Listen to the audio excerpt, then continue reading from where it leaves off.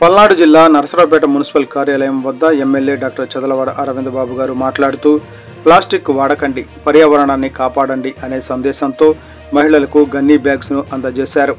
ఈ సందర్భంగా ఆయన మాట్లాడుతూ పర్యావరణ పరిరక్షణలో ప్రతి ఒక్కరూ భాగస్వాములై ఉండాలని, ప్లాస్టిక్ వాడకాన్ని తగ్గించి పునర్వినియోగం వస్తువులను వినియోగించుకోవాలని పిలుపునిచ్చారు.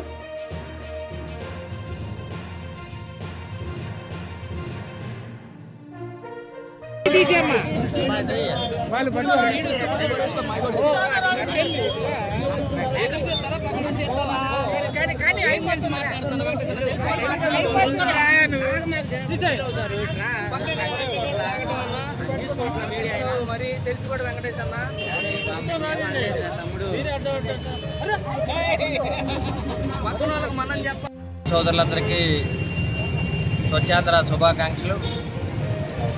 అక్టోబర్ 2 నుంచి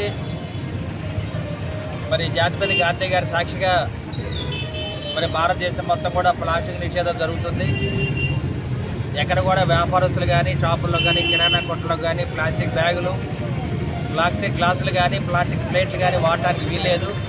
ఏదైనా హోటల్స్లో కానీ, విందులు వినోదాల్లో కానీ స్టీల్ ప్లేట్లు కానీ, పింగాణి ప్లేట్లు, స్టీల్ గ్లాసులే వాడాలి. ప్లాస్టిక్ బ్యాగులు నిషేధించి గుడ్డ సంచులు వాడదాం. ఎందుకంటే పర్యావరణాన్ని రక్షించుకోవాలంటే మనం అందరం కూడా ఈ ప్లాస్టిక్ బ్యాగులు, ప్లాస్టిక్ గ్లాసులు ఇవన్నీ కూడా వ్యర్థ పదార్థాలని కాలువల్లో వేయడం జరుగుతుంది. కాలువల వల్ల పర్యావరణ కాలుష్యం దెబ్బతింటుంది. కాబట్టి మనం అందరం కూడా పర్యావరణం దెబ్బతింటుంది. అదేవిధంగా కాలుష్యాన్ని నివారించుకోవడానికి మనం అందరం కూడా రేపు రాబోయే కాలం అక్టోబర్ 2 నుంచి ప్లాస్టిక్ బ్యాగులు, గ్లాసులు ఇవన్నీ కూడా నిషేధం జరుగుతుంది. ఏదైతే నరేంద్ర మోడీ గారు స్వచ్ఛ భారత్ను అమలు చేస్తున్నారో, ఏదైతే నారా చంద్రబాబు నాయుడు గారు స్వచ్ఛాంధ్రను అమలు చేస్తున్నారు, ఏదైతే పవన్ కళ్యాణ్ పట్టుదలతోటి ఈ ముగ్గురు కూడా కలిసి ఈ ప్లాస్టిక్ నిషేధన కార్యక్రమాన్ని చేపట్టారో దీన్ని మనందరం కూడా అమలు చేయాలి. ఇక్కడ చూస్తే లాయర్లు, డాక్టర్లు, ఇంజనీర్లు, అదేవిధంగా వ్యాపారస్తులు ఉన్నారు. Law and order police department కూడా ఇక్కడే ఉన్నారు. కాబట్టి మున్సిపల్ అధికారులు ఉన్నారు. కలెక్టర్ గారి ఆదేశాలతోటి మేమందరం కూడా దీన్ని అమలు పరుస్తున్నాము. ఎమ్మెల్యేగా నరసరావుపేటలో స్వచ్ఛాంధ్ర కార్యక్రమాన్ని నెలకి ఒక రోజు అమలు చేస్తుంటే మేమందరం కూడా ఉమ్మడి కుటుంబ నాయకులు, కార్యకర్తలు, మహిళలందరం కూడా ప్రతిరోజు స్వచ్ఛాంధ్ర కార్యక్రమాన్ని అమలు పరుస్తున్నాం. కాబట్టి గాంధీ గారి సాక్షిగా అక్టోబర్ 2 నుంచి పూర్తిగా ప్లాస్టిక్ నిషేధం జరుగుతుంది. ఎవరైనా ప్లాస్టిక్ కనుక అమ్ముతుంటే మాత్రం వారి మీద కఠిన చర్యలు తీసుకుంటుంది ప్రభుత్వం. అదేవిధంగా ప్లాస్టిక్ వద్దు, గుడ్డ సంచులే వాడదామని చెప్పి ఇవాళ మదర్ తెరీసా చారిటబుల్ ట్రస్ట్ వాళ్ళు, రాఘవేంద్ర చారిటబుల్ ట్రస్ట్ వాళ్ళు, అదేవిధంగా రిటైర్డ్ ఎస్ఐ కాసిం గారు, మున్సిపల్ అధికారులు, అదేవిధంగా స్వచ్ఛంద సేవకులు వీళ్ళందరూ కూడా ఈ కార్యక్రమాన్ని విజయవంతం చేశారు.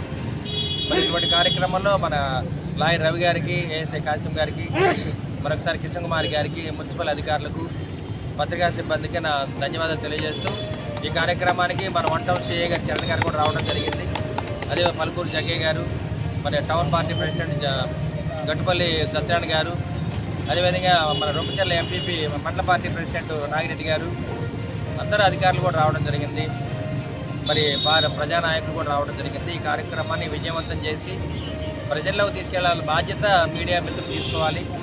అదేవిధంగా ప్రతి వార్డుకి ఈ కార్యక్రమాన్ని చేపట్టి అక్టోబర్ 2 కల్లా దీన్ని విజయవంతం చేయాలని చెప్పి తెలియజేస్తున్నాను. అదేవిధంగా ఏదైతే నరేంద్ర మోడీ గారు జీఎస్టీ మీద పిలుపునిచ్చారో, చంద్రబాబు నాయుడు గారు కూడా నిన్న కూడా అసెంబ్లీలో మాట్లాడడం జరిగింది. ఇవాళ జీఎస్టీ అనేది 2 స్లాబ్లు రావడం జరిగింది. నిత్యావసర వస్తువులకు 5% జీఎస్టీ పడుతుంది. అదేవిధంగా ఫ్రిడ్జ్లు కానీ, టీవీలు కానీ, అదేవిధంగా సిమెంట్ వీటి మీద 28% నుంచి 18%కి తీసుకురావడం జరిగింది. అంటే 2 స్లాబ్లు ఉన్నాయి. 5% జీఎస్టీ, 18% జీఎస్టీ. కాబట్టి చాలా వాటికి ప్రభుత్వాలకి నష్టం జరిగినా కానీ ప్రజలకు మేలు జరుగుతుందని ఈ జీఎస్టీ కార్యక్రమాన్ని కూడా ప్రజలకు తీసుకెళ్ళమని చెప్పడం జరిగింది. ఈ జీఎస్టీ కార్యక్రమాన్ని ఆర్యవైశ్యుల ప్రముఖులు, వ్యాపారస్తులు, వాణిజ్యవేత్తలు వీళ్ళందరూ కూడా దీన్ని ప్రముఖంగా ప్రజల్లోకి తీసుకెళ్ళాలని చెప్పి నరేంద్ర మోడీ గారు, చంద్రబాబు నాయుడు గారు, పవన్ కళ్యాణ్ గారు పిలుపునివ్వడం జరిగింది.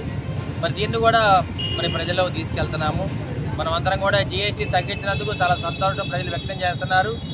అదేవిధంగా ప్లాస్టిక్ రహిత నరసరావుపేటగా మనం దీన్ని మార్చాలని చెప్పి మీ అందరిని కోరుతూ ఉన్నాను. భారత్ మాతాకు